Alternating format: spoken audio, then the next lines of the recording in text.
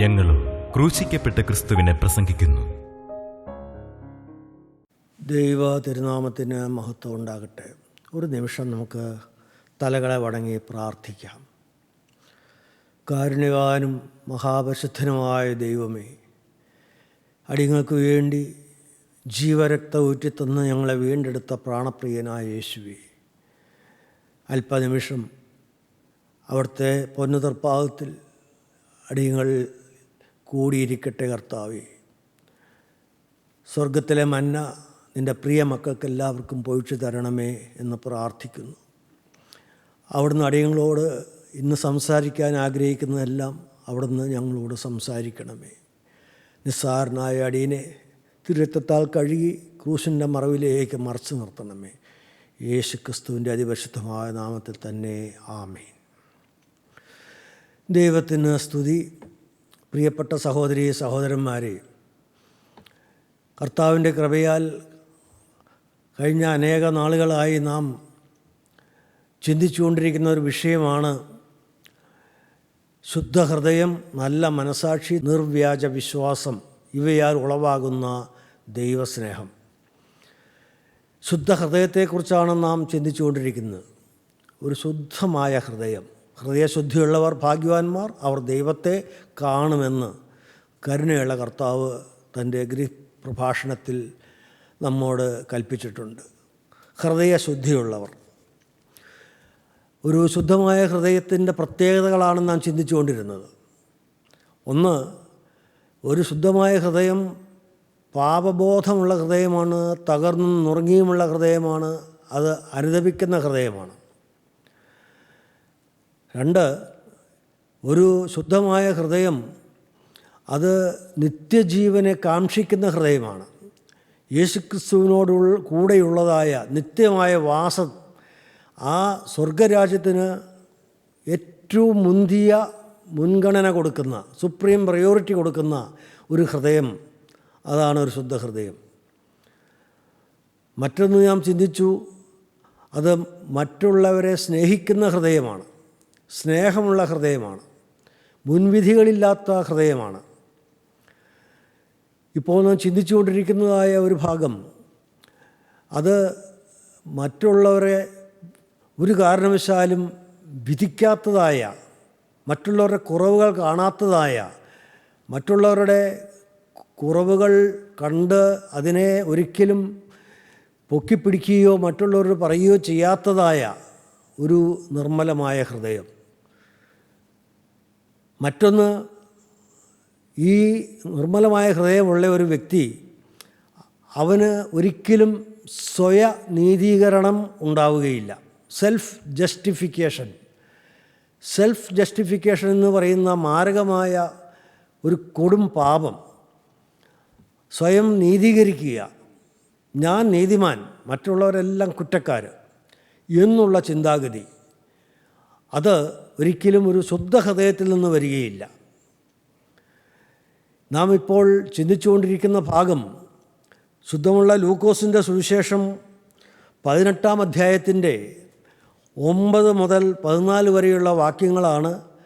ലൂക്കോസ് 18-ൻ്റെ 9 മുതൽ 14 വരെ അവിടെ ചുങ്കക്കാരനും അതുപോലെ പരീശനും അവരുടെ പ്രാർത്ഥനയാണ് അവിടെ വിഷയം. കർത്താവ് ചൂണ്ടിക്കാണിക്കുകയാണ്, തൻ്റെ ചുറ്റുമുള്ളവരോട് കർത്താവ് ചൂണ്ടിക്കാണിക്കുന്ന ഒരു സംഭവമാണ് ചുങ്കക്കാരനും പരീശനും. അവർ രണ്ടുപേരും ദേവാലയത്തിൽ പ്രാർത്ഥിക്കാൻ പോയി. നമുക്ക് വായിച്ചു കേൾക്കാം. തങ്ങൾ നീതിമാന്മാരെന്നുറച്ച് മറ്റുള്ളവരെ ധിക്കരിക്കുന്ന ചിലരെക്കുറിച്ച് അവനൊരു ഉപമ പറഞ്ഞതെന്തെന്നാൽ, 2 മനുഷ്യർ പ്രാർത്ഥിപ്പാൻ ദൈവാലയത്തിൽ പോയി. ഒരുത്തൻ പരീശൻ, മറ്റവൻ ചുങ്കക്കാരൻ. പരീശൻ നിന്നുകൊണ്ട് തന്നോട് തന്നെ, ദൈവമേ, പിടിച്ചുപറിക്കാർ, നീതികെട്ടവർ, വ്യഭിചാരികൾ മുതലായ ശേഷം മനുഷ്യരെ പോലെയോ ഈ ചുങ്കക്കാരനെ പോലെയോ ഞാൻ അല്ലായകയാൽ നിന്നെ വാഴ്ത്തുന്നു. ആഴ്ചയിൽ 2 വട്ടം ഉപവസിക്കുന്നു, നേടുന്നതിലൊക്കെയും പതാരം കൊടുത്തു വരുന്നു എന്നിങ്ങനെ പ്രാർത്ഥിച്ചു. ചുങ്കക്കാരനോ ദൂരത്ത് നിന്നുകൊണ്ട് സ്വർഗത്തേക്ക് നോക്കുവാൻ പോലും തുനിയാതെ മാറത്തടിച്ചു, ദൈവമേ, പാപിയായ എന്നോട് കരുണയുണ്ടാകണമേ എന്ന് പറഞ്ഞു. അവൻ നീതീകരിക്കപ്പെട്ടവനായി വീട്ടിലേക്ക് പോയി. മറ്റവൻ അങ്ങനെയല്ല, തന്നെത്താൻ ഉയർത്തുന്നവൻ എല്ലാം താഴ്ത്തപ്പെടും, തന്നെത്താൻ താഴ്ത്തുന്നവൻ എല്ലാം ഉയർത്തപ്പെടുമെന്ന് ഞാൻ നിങ്ങളോട് പറയുന്നു. ചുങ്കക്കാരൻ നീതീകരണം ലഭിച്ചവനായി ദൈവം അവനെ നീതീകരിച്ചു. അവൻ നീതീകരിക്കപ്പെട്ടവനായി വീട്ടിലേക്ക് പോയി, മടങ്ങിപ്പോയി. മറ്റവൻ അങ്ങനെയല്ല. തിരുവചനം അങ്ങനെയാണ് പറഞ്ഞത്. പരീശൻ അങ്ങനെയല്ല. അവന് നീതീകരണം കിട്ടിയില്ല. അവന് സ്വയമായ കുറേ നീതീകരണങ്ങൾ പറയാനുണ്ടായിരുന്നു. മറ്റുള്ള ആൾക്കാരുടെ കുറ്റങ്ങൾ അവന് പറയാനുണ്ടായിരുന്നു. ശേഷം മനുഷ്യരെ പോലെ ഞാനല്ല എന്ന് അവന് പറയാനുണ്ടായിരുന്നു. ഞാനൊരു പിടിച്ചുപറിക്കാരനല്ല, ഞാൻ നീതികെട്ടവനല്ല, ഞാൻ വ്യഭിചാരിയല്ല, ശേഷം മനുഷ്യരെ പോലെയോ ഈ ചുങ്കക്കാരനെ പോലെയോ ഞാനല്ല. ഞാൻ നീതിയുള്ളവനാണ്. സ്വയനീതി, സെൽഫ് ജസ്റ്റിഫിക്കേഷൻ.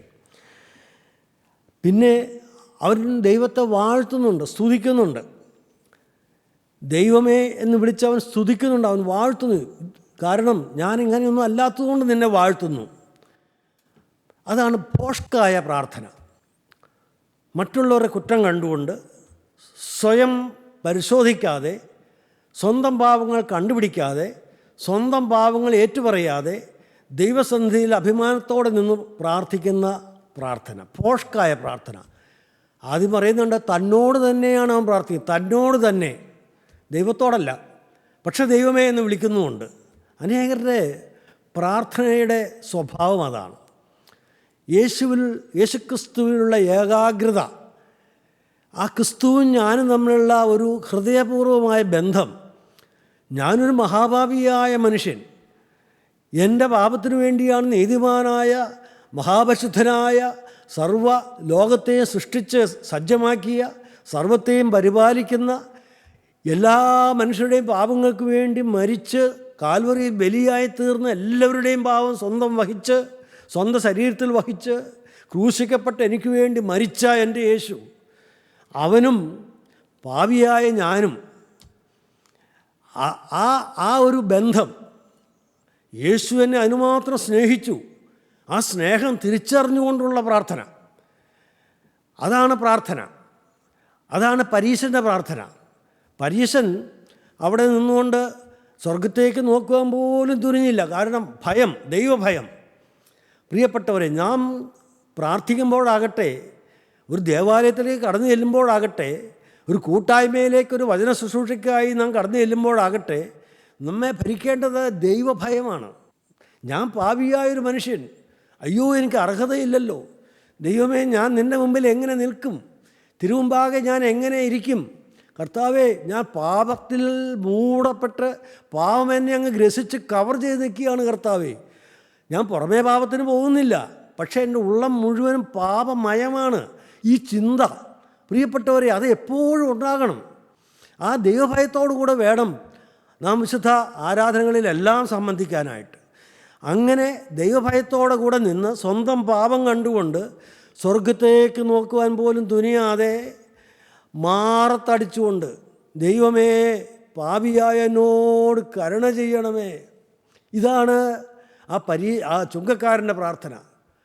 പാപിയായ എന്നോട് കരുണ ചെയ്യണമേ. ദൈവത്തിന് സ്തോത്രം. പ്രിയപ്പെട്ടവരെ, അത് ഒരു ശുദ്ധ ഹൃദയത്തിൽ നിന്നുള്ള പ്രാർത്ഥനയാണ്. ശുദ്ധമായൊരു ഹൃദയം, ദൈവസ്നേഹത്തെ വിശ്വസിക്കുന്ന ഒരു ഹൃദയം, കർത്താവിനെ സ്നേഹിക്കുന്നുവെന്ന് ഉത്തമമായ വിശ്വാസമുള്ളൊരു ഹൃദയം, യേശു എനിക്ക് വേണ്ടി എന്ത് ചെയ്തു എന്നും തിരിച്ചറിയുന്നതായൊരു ഹൃദയം, നന്ദിയുള്ളൊരു ഹൃദയം, ശുദ്ധമായൊരു ഹൃദയം. ആ ശുദ്ധ ഹൃദയത്തിൽ നിന്നുള്ള പ്രാർത്ഥന മാത്രമേ ദൈവസന്നിധിയിൽ സ്വീകാര്യമാവുകയുള്ളൂ. പ്രിയപ്പെട്ടവർ, ഒരിക്കലും നമ്മുടെ ജീവിതത്തിൽ ഒരു ജൽപ്പനമായി മാറരുത് പ്രാർത്ഥന. അത് നമ്മുടെ ഉള്ളിലുള്ളതെല്ലാം, കാണാതെ പഠിച്ചതെല്ലാം ചൊല്ലിക്കൂട്ടുന്ന ഒരു ചടങ്ങായി മാറരുത്. അത് ദൈവം വേദനിക്കുന്ന കാര്യമാണ്. അനുഗ്രഹത്തിന് പകരം അത് നമുക്ക് ശാപമായിട്ടേ വരികയുള്ളൂ. പ്രിയപ്പെട്ടവരെ, ഉള്ളം കലങ്ങി പാപബോധത്തോടെ അനുതാപത്തോടെയുള്ള പ്രാർത്ഥന, അതാണ് ദൈവസന്നിധിയിൽ സ്വീകാര്യമാകുന്നത്. ദൈവത്തിന് സ്തോത്രം. ദൈവത്തിൻ്റെ വലിയ നാമം മഹത്വപ്പെടട്ടെ. പ്രിയപ്പെട്ടവരെ, നമുക്ക് സക്കറിയ പ്രവാചകൻ്റെ പുസ്തകം 3-ാം അധ്യായം 1 മുതൽ 8 വരെയുള്ള ഭാഗങ്ങൾ. അനന്തരം അവൻ എനിക്ക് മഹാപുരോഹിതനായ യോശുവ യഹോവയുടെ ദൂതൻ്റെ മുമ്പിൽ നിൽക്കുന്നതും സാത്താൻ അവനെ കുറ്റം ചുമത്തുവാൻ അവൻ്റെ വലത്തുഭാഗത്ത് നിൽക്കുന്നതും കാണിച്ചു തന്നു. യഹോവ സാത്താനോട്, സാത്താനെ, യഹോവ നിന്നെ ഭർസിക്കുന്നു.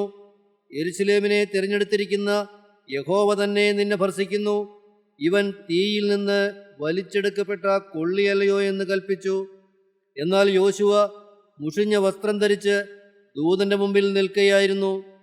അവൻ തൻ്റെ മുമ്പിൽ നിൽക്കുന്നവരോട് മുഷിഞ്ഞ വസ്ത്രം അവങ്കിൽ നിന്ന് നീക്കിക്കളവീരെന്ന് കൽപ്പിച്ചു.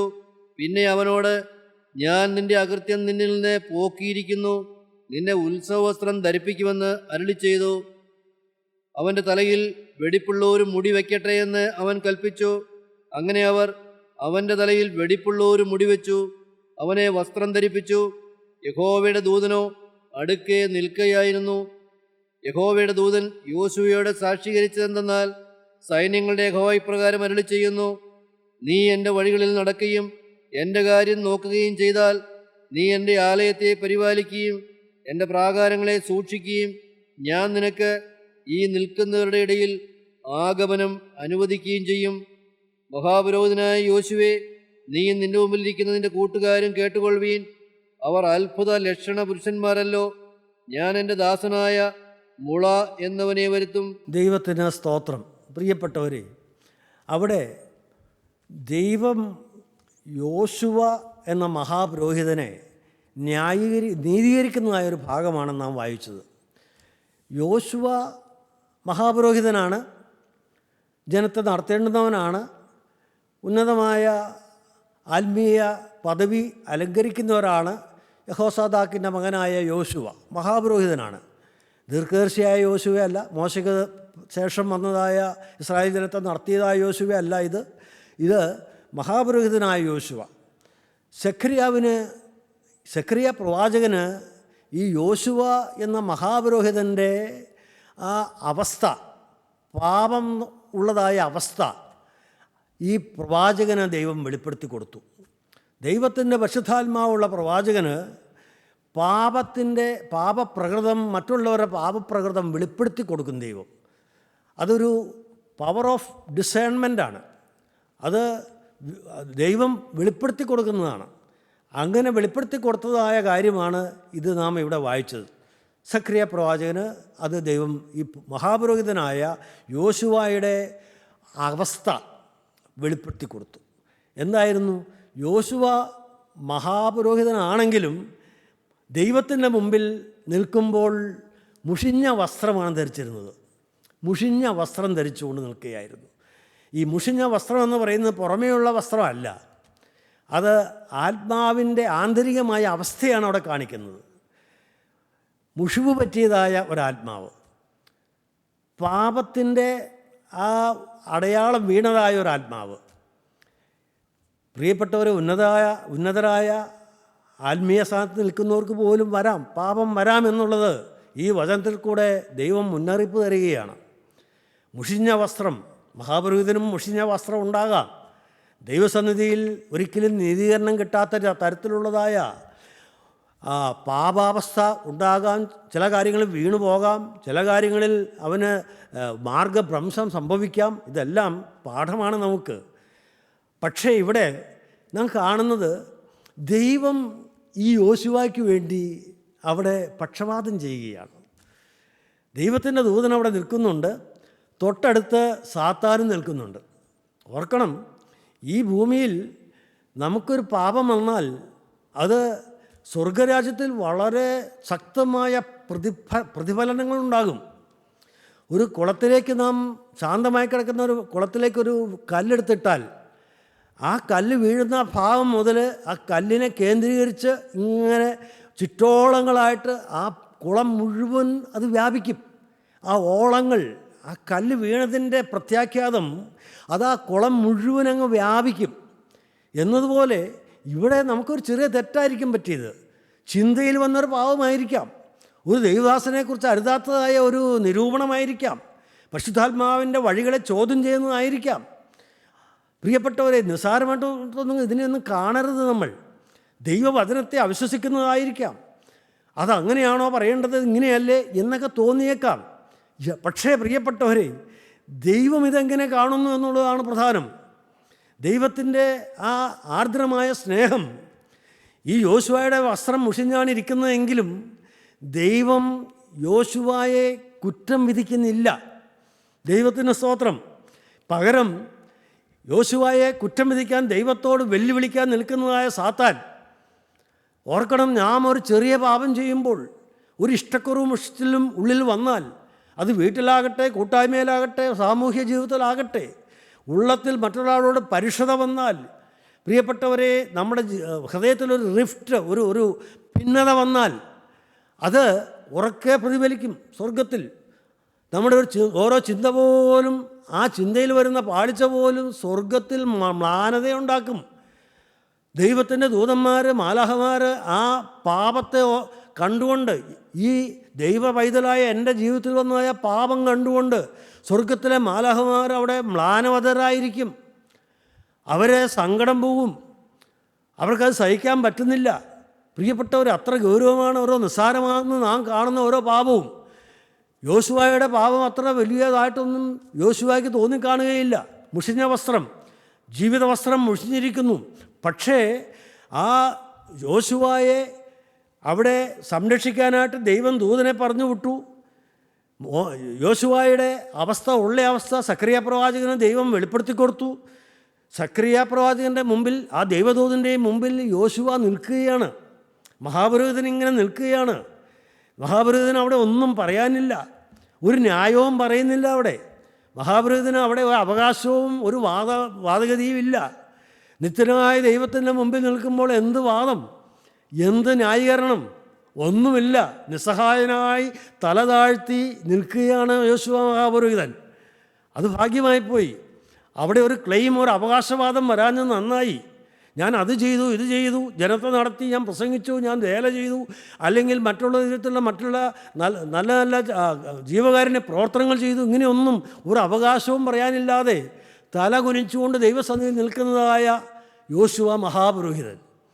പ്രിയപ്പെട്ടവരെ, അതേസമയം ഒരു കുറ്റം കണ്ടെത്തി യോശുവയെ കുറ്റം വിധിക്കാൻ തൊട്ടടുത്ത് നിൽക്കുന്ന വലത്തുഭാഗത്ത് നിൽക്കുക സാത്താൻ വലത്തുഭാഗത്ത് നിൽക്കുകയാണ്. ദൈവത്തിന് സ്തോത്രം. ആ ഓരോ വാക്കും ശ്രദ്ധിക്കണം പ്രിയപ്പെട്ടവരെ. പക്ഷേ അവിടെ എന്ത് സംഭവിച്ചു?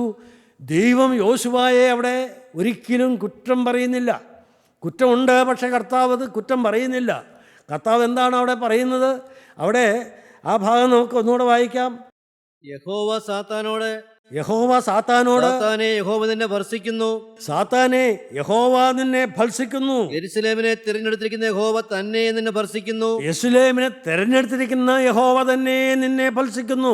ഇവൻ തീയിൽ നിന്ന് വലിച്ചെടുക്കപ്പെട്ട കൊള്ളിയല്ലയോ എന്ന് ഇവൻ തീയിൽ നിന്ന് വലിച്ചെടുക്കപ്പെട്ട ഒരു കൊള്ളിയല്ലയോ? He's a burning stick pulled out of the fire. A burning stick pulled out of the fire. തീയിൽ നിന്ന് വലിച്ചെടുക്കപ്പെട്ട ഒരു കൊള്ളിയല്ലയോ? ദൈവത്തിന് സ്തോത്രം. നീ അതുകൊണ്ട് അവനെക്കുറിച്ച് നീ ഒരു അപവാദവും പറയാൻ നോക്കണ്ട. അതിനു മുമ്പ് തന്നെ കർത്താവ് അവനെ പ്രതിരോധിക്കുകയാണ്. യോശുവയെ ദൈവം ഡിഫെൻഡ് ചെയ്യുകയാണ്. എന്തായിരിക്കാം കാരണം? പാപം ഉണ്ടല്ലോ, അതുകൊണ്ടല്ലേ വസ്ത്രം മുഷിഞ്ഞത്. പക്ഷെ എന്തുകൊണ്ടായിരിക്കാം ദൈവം അവനെ ഡിഫെൻഡ് ചെയ്തത്? വലിയൊരു ആത്മീയ രഹസ്യം ഇവിടെ ഉണ്ട് എൻ്റെ പ്രിയപ്പെട്ടവരെ. ദൈവജനമേ, നിങ്ങൾക്ക് യേശുക്രിസ്തുവിനോട്, നിത്യനായ ദൈവത്തോട് നിങ്ങളുടെ ഉള്ളത്തിലൊരു സ്നേഹം വന്നാൽ, ഒരു നന്ദിയുള്ള ഹൃദയം വന്നാൽ, ആ ദൈവത്തോട് ഉള്ളഴിഞ്ഞൊരു സ്നേഹം നിങ്ങൾക്കുണ്ടെങ്കിൽ നിങ്ങളുടെ അനേക പാപങ്ങൾ ആ സ്നേഹത്തിൽ അങ്ങോട്ട് മുങ്ങിപ്പോകും. സ്തോത്രം, ദൈവത്തിന് സ്തോത്രം. പ്രിയപ്പെട്ടവരെ, ഈ വലിയ വെള്ളപ്പൊക്കം വരുമ്പോൾ പാടത്തെ ഓരോ കണ്ടങ്ങളുടെയും അതിർവരമ്പുകളെല്ലാം മൂടിപ്പോകുന്നത് മാതിരി നമ്മിലുള്ള പാപം എല്ലാം ദൈവസന്നിധിയിൽ അങ്ങ് മൂടിപ്പോകും. ആ സ്നേഹത്തിൻ്റെ ആധിക്യത്തിൽ ഒരു വലിയ അതിനകത്തുള്ള യോഗ്യത എന്താണെന്നറിയാമോ? ആ സ്നേഹത്തെ വിശ്വസിക്കണം. എൻ്റെ ദൈവം അവനെന്നെ സ്നേഹിക്കുന്നു. എൻ്റെ ദൈവം അവനെൻ്റെ പാപങ്ങൾക്ക് പരിഹാരമാണ്. അവനെന്നെ കൈവിടുകയില്ല. ഞാൻ നിന്നെ ഒരു നാളും കൈവിടുകയില്ല, നിന്നെ ഉപേക്ഷിക്കുകയുമില്ല. ദൈവം എന്നോട് പറഞ്ഞിട്ടുണ്ട്. അവൻ്റെ വചനം ഞാൻ വിശ്വസിക്കുന്നു. അവൻ പാപികളെ സ്നേഹിക്കുന്ന ദൈവമാണ്. ദൈവത്തിന് സ്തോത്രം. പാപികളെ നീതീകരിക്കുന്ന ദൈവമാണ്. എന്തുകൊണ്ടെന്നാൽ അവനെ സ്നേഹിക്കുന്ന പാപികൾ, യേശുവിനെ വിശ്വസിക്കുന്ന ഒരു പാപി, അവനെ എൻ്റെ ദൈവം നീതീകരിക്കുന്നു. ദൈവത്തിന് സ്തോത്രം. സാത്താനോട് കർത്താവ് പറയുകയാണ്, I reject your accusations O Satan, I reject your accusations. നിൻ്റെ കുറ്റാരോപണങ്ങളെല്ലാം ഞാൻ നിഷേധിക്കുകയാണ്. ഈ ദൈവവൈതലിനെ കുറിച്ച് നീ പറഞ്ഞതായ കുറ്റാരോപണങ്ങളെല്ലാം ഞാൻ നിഷേധിക്കുന്നു. യെസ്, ദ ലോർഡ്, ഞാൻ ദൈവമായ ഞാൻ, അവൻ്റെ ദൈവമായ ഞാൻ, സർവത്തെയും സൃഷ്ടിച്ച പരിപാലിക്കുന്ന ദൈവമായ ഞാൻ, അവൻ്റെ അന്തരംഗമറിയുന്ന ദൈവം, അവൻ്റെ ഹൃദയത്തിലേക്ക് കുനിഞ്ഞു നോക്കുന്ന ദൈവം, ആ ദൈവമാണ് ഞാൻ. Yes, the lord, I have decided to be merciful to Jerusalem. ഞാൻ യെരുശലേമിനോട്, അവൻ്റെ ദേശത്തോടും അവനോടും ഞാൻ കരുണ കാണിക്കാൻ തീരുമാനിച്ചിരിക്കുകയാണ്. I have decided to be merciful to Jerusalem. I rebuke you. സാത്താനെ, ഞാൻ നിന്നെ ഭത്സിക്കുന്നു. സാത്താനെ, പോ എൻ്റെ അടുത്തുനിന്ന്. I rebuke you. ഞാൻ നിന്നെ ഭത്സിക്കുന്നു. I have decreed mercy to Joshua and his nation. I have decreed mercy, കരുണ, സ്നേഹം, ആർദ്രത. ഞാൻ ഈ യോശുവയ്ക്കും അവൻ്റെ ദേശത്തിനും കരുണ കാണിപ്പാൻ ഞാൻ വിധിച്ചിരിക്കുന്നു. കരുണ കാണിക്കാൻ വിധിച്ചിരിക്കുന്നു. ഇനി നിനക്ക് എൻ്റെ അടുത്ത് പറയാൻ ഒരു അവകാശമുണ്ടോ? ഒന്നുമില്ലല്ലോ. I have decreed mercy to Joshua and his nation. പ്രിയപ്പെട്ടവരെ, കർത്താവ് ഇടപെടുകയാണ്. ദൈവത്തെ സ്നേഹിക്കുന്ന ഒരു ദൈവവൈതലിന് വേണ്ടി സാത്താൻ ദൈവസന്നിധിയിൽ അവകാശം പറഞ്ഞാൽ പോലും ദൈവം അവന് വേണ്ടി തക്ക സമയത്ത് ഇടപെടും. പ്രിയപ്പെട്ടവരെ, നിങ്ങൾ ഈ യേശുവിനെ നിങ്ങൾ അകമഴിഞ്ഞങ്ങ് സ്നേഹിച്ചാൽ, എൻ്റെ യേശു, പ്രിയപ്പെട്ടവർ, എൻ്റെ പ്രാണപ്രിയനായ യേശു, എൻ്റെ സ്വന്തം യേശു, എനിക്ക് വേണ്ടി മരിച്ച യേശു, എനിക്ക് വേണ്ടി ജീവൻ തന്നവൻ, അവൻ എന്നെ സ്നേഹിക്കുന്നു. ഇത് നിങ്ങളുടെ ഹൃദയത്തിൽ, പ്രിയപ്പെട്ടവരെ, അത് രൂഢമൂലമായിരിക്കട്ടെ. ആ ദൈവത്തോടുള്ള സ്നേഹം എപ്പോഴും ഉള്ളം കത്തിജ്വലിച്ച് നിൽക്കട്ടെ. ആ സ്നേഹത്തിൻ്റെ ആ ജ്വാലയിൽ നിങ്ങളുടെ പാപങ്ങളെല്ലാം കത്തിപ്പോവും. ഒരു പാപവും ദൈവം എന്നെ കണക്കാക്കിയില്ല. ദൈവത്തിന് സ്തോത്രം. പിന്നെ കർത്താവോടെ എന്താ കൽപ്പിക്കുന്നത്? ഇവന് ഉത്സവ വസ്ത്രം ധരിപ്പിക്കുന്നു. അവനൊരു ഉത്സവ വസ്ത്രം ധരിപ്പിക്ക്, ഭൂഷണ വസ്ത്രം മാറ്റ്. എല്ലാം ദൈവത്തിന് കഴിയില്ലോ പ്രിയപ്പെട്ടവരെ. അവൻ്റെ പുത്രനായ യേശുവിൻ്റെ രക്തം സകല പാപവും പോക്കി നമ്മെ ശുദ്ധീകരിക്കുന്നു. അതിനധികം സമയമൊന്നും വേണ്ട പ്രിയപ്പെട്ടവരെ. അവൻ്റെ മുഷിഞ്ഞ വസ്ത്രങ്ങൾ നീക്കി ഉത്സവ വസ്ത്രം ധരിപ്പിപ്പിൻ. പിന്നെ അതുകൊണ്ട് തീർന്നില്ല. ദൈവത്തിന് അവനോടുള്ള സ്നേഹം അതുകൊണ്ട് തീരുന്നില്ല. പിന്നെയും കർത്താവ് കൽപ്പിക്കുകയാണ്, മുഷിഞ്ഞ വസ്ത്രം അവനിൽ നീക്കി അവനെ ഉത്സവ വസ്ത്രം ധരിപ്പിക്കും. പിന്നെ അവൻ്റെ തലയിൽ വെടിപ്പുള്ള ഒരു മുടി വയ്ക്കട്ടെ എന്ന് അവൻ കൽപ്പിച്ചു. തലയിൽ ഒരു മുടി, ദൈവത്തിന് സ്തോത്രം, പ്രതിഫലവും കിട്ടുകയാണ്, അംഗീകാരം കിട്ടുകയാണ്. അങ്ങനെ അവർ അവൻ്റെ തലയിൽ വെടിപ്പുള്ള ഒരു മുടി വെച്ചു, അവനെ വസ്ത്രം ധരിപ്പിച്ചു. യഹോവയുടെ ദൂതനോ അടുക്കെ നിൽക്കുകയായിരുന്നു. യഹോവയുടെ ദൂതൻ യോശുവയോട് സാക്ഷീകരിച്ചതെന്തെന്നാൽ, സൈന്യങ്ങളുടെ യഹോവ ഇപ്രകാരം അരുളി ചെയ്യുന്നു, നീ എൻ്റെ വഴികളിൽ നടക്കുകയും എൻ്റെ കാര്യം നോക്കുകയും ചെയ്താൽ, നീ എൻ്റെ ആലയത്തെ പരിപാലിക്കുകയും എൻ്റെ പ്രാകാരങ്ങളെ സൂക്ഷിക്കുകയും ഞാൻ നിനക്ക് ഈ നിൽക്കുന്നവരുടെ ഇടയിൽ ആഗമനം അനുവദിക്കുകയും ചെയ്യും. ദൈവത്തിൻ്റെ സ്തോത്രം. എന്താണ് മനസ്സിലായത് പ്രിയപ്പെട്ടവരെ?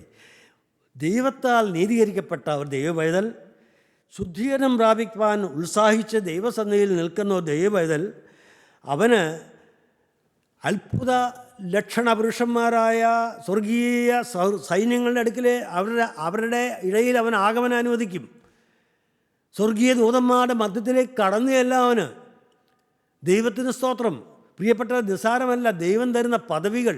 വെടുപ്പുള്ള മുടി, അവന് ഉത്സവ വസ്ത്രം, അത്ഭുത ലക്ഷണ പുരുഷന്മാരായ സ്വർഗീയ പുരുഷന്മാരുടെ ഇടയിൽ അവന് കടന്നു ചെല്ലാനുള്ള അവകാശവും ദൈവം കൊടുക്കുകയാണ്.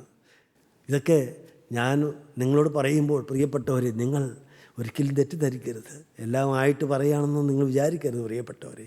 എൻ്റെയും ഒരു സ്വപ്നം നിങ്ങളുടെയും സ്വപ്നമായിരിക്കണം. ദൈവത്തിന് സ്തോത്രം. അങ്ങനെയുള്ളതായ ആത്മീയ പാരമ്പര്യമുള്ള പിതാക്കന്മാരൊക്കെ നമുക്കുണ്ടായിരുന്നല്ലോ പ്രിയപ്പെട്ടവരെ. സ്വർഗീയ സൈന്യങ്ങളുടെ സാന്നിധ്യത്തിൽ അത്ഭുത ലക്ഷണ പുരുഷന്മാരായ മാലാഹമാരുടെ, അഗ്നിമയന്മാരായ മാലാഹമാരുടെ സാന്നിധ്യത്തിലേക്ക് ദൈവസന്നിധിയിലേക്ക് കടന്നു ചെല്ലാൻ ധൈര്യമായ പ്രവേശനമുള്ളതായ പിതാക്കന്മാരൊക്കെ നമുക്കുണ്ടായിരുന്നു. ദൈവത്തിന് സ്തോത്രം. ഈ കൂട്ടായ്മയിൽ ഞാൻ നിൽക്കുന്നതായ ക്രിസ്ത്യൻ ബൈബിൾ ഫെലോഷിപ്പിലും ഉണ്ടായിരുന്നല്ലോ പ്രിയപ്പെട്ടവരെ. ഇന്ന് എൻ്റെയും സ്വപ്നമാണ്, അനേകരുടെ സ്വപ്നമാണ്. ദൈവത്തിന് സ്തോത്രം. എൻ്റെ കർത്താവേ, ആ സ്വർഗീയ സാന്നിധ്യം എപ്പോഴും അനുഭവിച്ചുകൊണ്ട് നിൻ്റെ സന്നിധിയിൽ കർത്താവേ പ്രതിഫലം പ്രാപിപ്പാൻ തക്കവണ്ണം, സ്വർഗീയ മർമ്മങ്ങൾ ഗ്രഹിപ്പാൻ തക്കവണ്ണം യോശുവായോട് സ്വർഗീയ മർമ്മങ്ങളെല്ലാം വെളിപ്പെടുത്തി കൊടുക്കുകയാണ് അവിടെ. നീ എൻ്റെ വഴികളിൽ നടക്കുകയും എൻ്റെ കാര്യം നോക്കുകയും ചെയ്താൽ നീ എൻ്റെ ആലയത്തെ പരിപാലിക്കുകയും എൻ്റെ പ്രാകാരങ്ങളെ സൂക്ഷിക്കുകയും ഞാൻ നിനക്ക് ഈ നിൽക്കുന്നവരുടെ ഈ മാലാഖമാരുടെ ഇടയിൽ ആഗമനം അനുവദിക്കുകയും ചെയ്യും. നീ ആഗ്രഹിക്കുമ്പോൾ എൻ്റെ അടുക്കിലേക്ക് കടന്നു വരുവാൻ, സ്വർഗീയ സദസ്സിലേക്ക് കടന്നു വരുവാൻ ഞാൻ നിന്നെ അനുവദിക്കും. ഹല്ലേലൂയ! എന്താണ് പദവി പ്രിയപ്പെട്ടവർ? ശുശ്രൂഷകൾ പരമേൽപ്പിക്കുകയാണ്. സ്വർഗം ചില പ്രത്യേക പ്രസ്റ്റീജുകൾ അനുവദിക്കുകയാണ്. ദൈവത്തിന് സ്തോത്രം. നിങ്ങൾ എന്ത് പറയുന്നു പ്രിയപ്പെട്ടവർ? ദൈവത്തിന് സ്തോത്രം. ഒരു ശുദ്ധമായ ഹൃദയം നിങ്ങൾക്ക് വേണോ? ആഗ്രഹമുണ്ടോ? എങ്കിൽ ഇന്നത് തരും ദൈവത്തിന് സ്തോത്രം. അല്ലെങ്കിൽ കർത്താവ് നമ്മോട് ഇത് പറയുകയില്ല പ്രിയപ്പെട്ടവർ.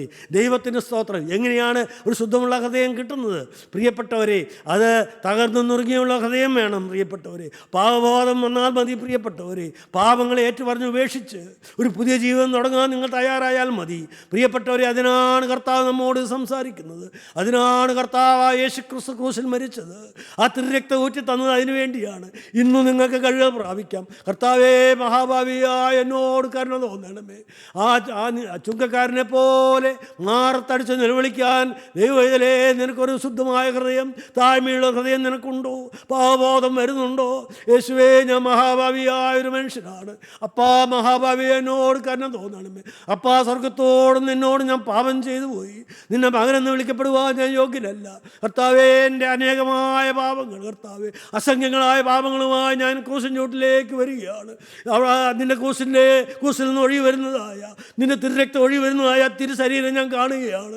എൻ്റെ കർത്താവേ, ആ തിരുരക്തം വാർന്നൊലിക്കുന്ന പൊന്നുകരം എൻ്റെ നേരെ നീട്ടിയിട്ടുള്ളതോ കർത്താവേ, ഞാൻ വിശ്വസിക്കുന്നു. അപ്പാ, ഞാൻ നിന്നോട് യാചിക്കുകയാണ്. യേശുവേ, എന്നോട് കരുണ തോന്നണമേ. നിങ്ങൾ നിലവിളിക്കൂ പ്രിയപ്പെട്ടവരെ. യേശുവേ, മഹാഭാവിയെ എന്നോട് കരുണ തോന്നണമേ. ആ തിരുരക്തം വഴി വരുന്ന പൊന്നുകരം കർത്താവേ, ഇപ്പോൾ നിന്റെ മക്കളുടെ മേൽ വെക്കണമേ. അടിയൻ്റെ മേലും ആ തൃക്കരം വെക്കണമേ. ആ തിരുരക്തം അടിയൻ്റെ മേലും വീഴണമേ. അടിയനെ ഒന്ന് കഴുകണമേ കർത്താവേ. അടിയനെ ഒന്ന് ശുദ്ധീകരിക്കണമേ കർത്താവേ. മനസ്സലിയണമേ കർത്താവേ. ഞങ്ങൾ എല്ലാവരെയും കഴുകണമേ. ആത്മാവിനാൽ നിറയ്ക്കണമേ. നിന്റെ സന്നിധിയിലേക്ക് കടന്നു വരുവാനുള്ള ധൈര്യമായ പ്രവേശനം എപ്പോൾ ലഭിക്കുവാൻ തക്കവണ്ണം, സ്വർഗീയ സദസ്സിലേക്ക് കടന്നു വരുവാൻ തക്കവണ്ണം കർത്താവേ, തേജസ്സിൻ്റെ വസ്ത്രം ഞങ്ങളെ ധരിപ്പിക്കണമേ. ദൈവമേ, വെടിപ്പുള്ള മുടി അണിയിക്കണമേ. ദൈവനാമം മഹത്വപ്പെടട്ടെ. യേശു ക്രിസ്തുവിൻ്റെ നാമത്തിൽ താഴ്മയായി പ്രാർത്ഥിക്കുന്നു പിതാവേ. കൃപയോടെ കേട്ട് ഉത്തരമള്ളുമാറാകണമേ. ആമേൻ. സ്തോത്രം. ജീവിത പ്രതിസന്ധികളുടെ നീർച്ചുഴിയിൽപ്പെട്ട് നട്ടം തിരിയുന്നവനാണോ നീ? പാപഭാരത്താൽ നിന്റെ മനസ്സ് തളർന്നിരിക്കുകയാണോ? വരൂ, യേശുക്രിസ്തുവിൻ്റെ തിരുവചനത്തിലേക്ക്.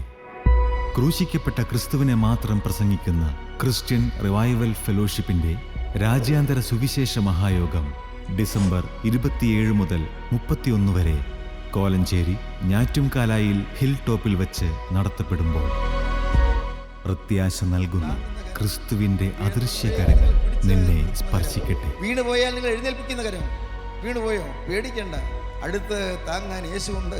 ക്രിസ്ത്യൻ റിവൈവൽ ഫെലോഷിപ്പിലെ കർത്തൃ ശുശ്രൂഷകർ വിവിധ ശുശ്രൂഷകൾക്ക് നേതൃത്വം നൽകുന്നു. ഇപ്പോൾ ദൈവസന്നിധിയിൽ വിശ്രമിക്കുന്ന യശശരീരനായ പ്രൊഫസർ MY യോഹന്നാൻ സാർ ചെയ്ത അനശ്വരമായ വചന ശുശ്രൂഷകളും നിങ്ങൾക്ക് ശ്രവിക്കാം. സഭയുടെയും സമുദായത്തിൻ്റെയും അതിർവരമ്പുകൾക്കതീതമായി നിങ്ങളെ സ്നേഹിക്കുന്ന യേശുവിൻ്റെ വചനത്തിലേക്ക്, ഈ വചനവേദിയിലേക്ക് നിങ്ങളെ സ്നേഹത്തോടെ സ്വാഗതം ചെയ്യുന്നു.